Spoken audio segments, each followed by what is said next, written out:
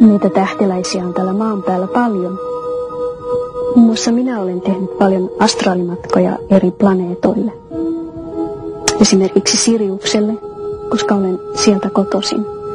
Olen jälleen syntynyt maahan kaukaa Sirius-planeetalta. Sieltä minä olen tullut. Siellä ovat vanhempani, isoisäni, oma sisareni. Kuulun 3. enkelihierarkiaan. Sieltä synnyin Sirius-planeetalle. Sieltä maahan, koska minulle annettiin tehtävä tulla tänne maan päälle kertomaan kosmisista asioista ja elämästä maailmankaikkeudessa. Ja elämästä, joka on ihmisille mysteeri.